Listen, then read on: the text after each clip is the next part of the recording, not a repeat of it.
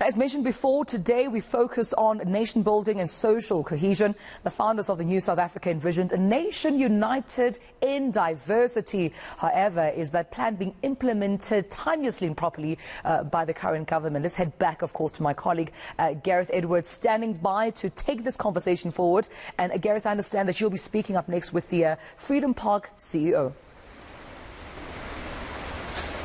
That's right, Jane Mufamadi joining us. Good to have everyone back with us here in Pretoria. It's a freezing cold start to a Monday morning. Jane Mufamadi, the CEO of Freedom Park, joining us. Hello, Jane. So first of all, I am very happy to admit, even on air, I'd never been here. And we got you nice and loose. I was wandering around in the dark. We're going to talk about Africa Day in a moment, because I want people to still come out here, come celebrate what is meant to be our heritage, social cohesion. And that's where we're going next. I need to talk about this flag, obviously. The president says, cancel this thing. What did we make when we heard that? It's a complex one. A flag is a monument. A flag is a symbol of our democracy, especially our new democracy as a nation. It is a uniting factor. And it is said that instead of uniting us, it has sort of divided us further. But this just shows that the project of nation building and social cohesion is complex. And it is a fact that there are many challenges that faces our nation. And obviously the primary concern will be from the individuals on the street to say, until there is total equality, we cannot focus on coming together because we are fighting the struggles. The concept of the national flag, inculcating a sense of pride, it is a symbol of identity. Wherever you go, you hoist your flag to show who you are and where you come from.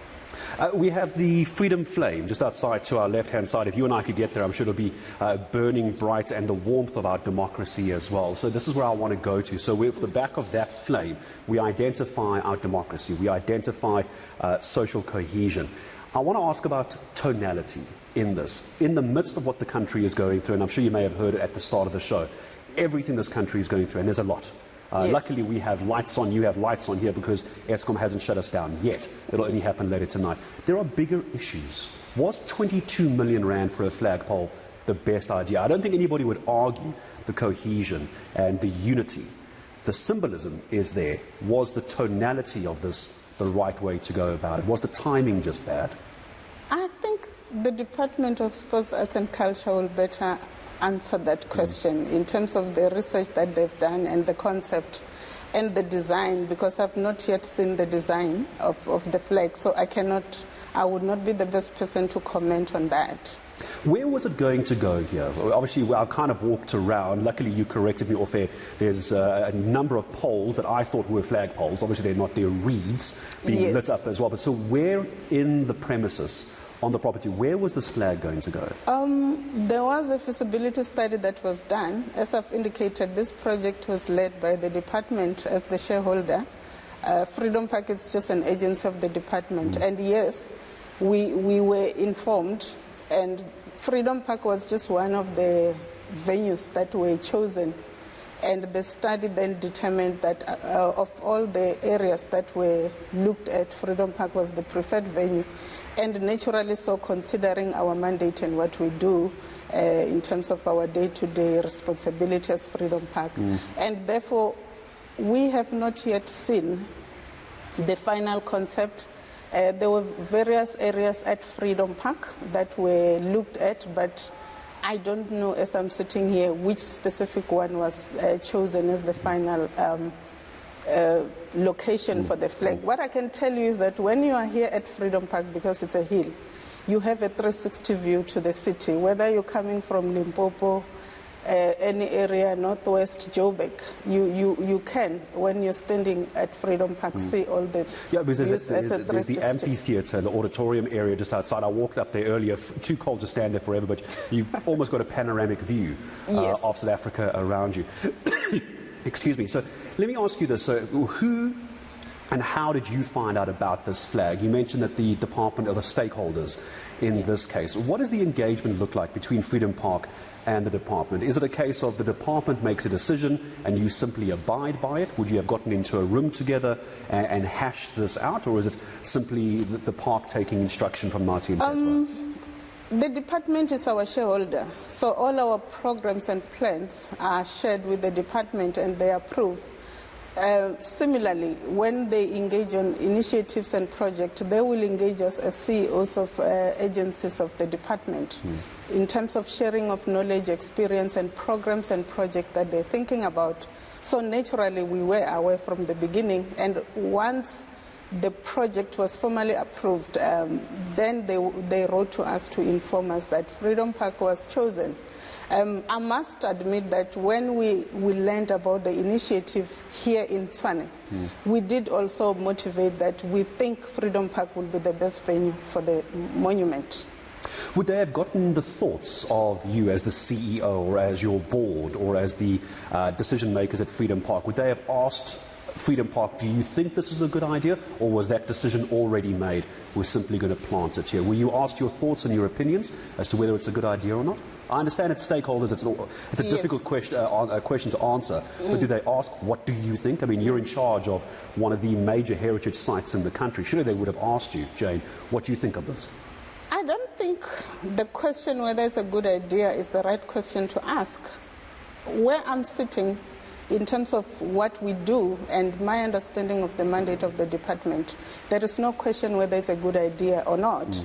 One can argue about the price and probably what goes on behind that, which is another question altogether.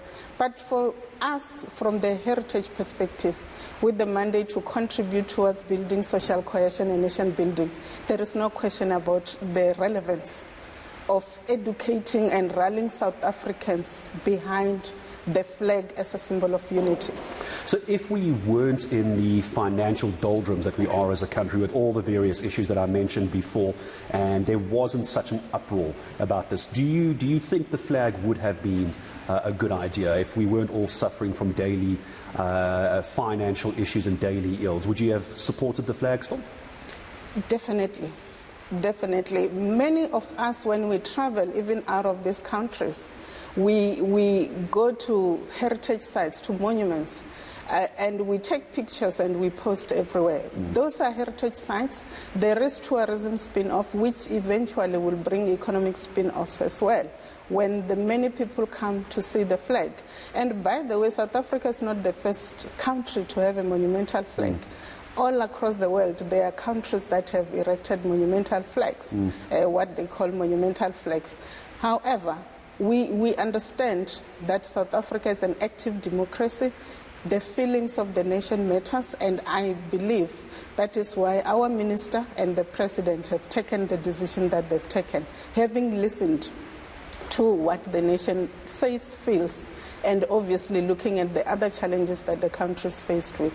Very quickly, before I say goodbye to you, just tell me about Africa Day coming up on the 25th of May. I think it's this Wednesday. Yes.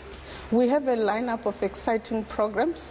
Firstly, we'll start with the drumming, which is our recognition of silencing the gun. We realize the wars that are fought in Africa, and by beating the drums at Isivivane, which is a spiritual space, where we'll start with interfaith prayers. We are praying for Africa to have peace and stability.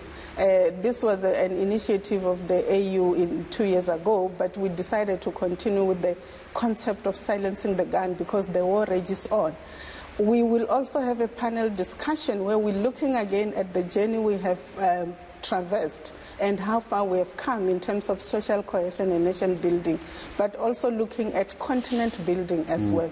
So we have an exciting lineup of panelists, and we have partnered with the Limpopo and Mpumalanga combos of the SABC, but we have other partners as well who will be here with us from the traditional point of view, from the continent point of view, where we are going to look at what does it mean, what is the significance and relevance of social cohesion in terms of building a united nation that is ready for economic development and emancipation. And that's coming up on the 25th of May, and you're going to have to do it without a 100-meter flagpole, I'm afraid. The flagpole is not going to be there for you to celebrate on the day. Jane Mufamadi, CEO of Freedom Park, I appreciate you coming in on a freezing cold morning. We're going to try and find some coffee somewhere in a couple of minutes from now, but I appreciate your time coming in to speak to us here at Freedom Park in Tshwane. Hopefully on Wednesday the weather is good. The sun will be out as it shines down on our democracy on Africa Day, the 25th of May. Jane, the CEO of Freedom Park, talking to us, giving us their thoughts on how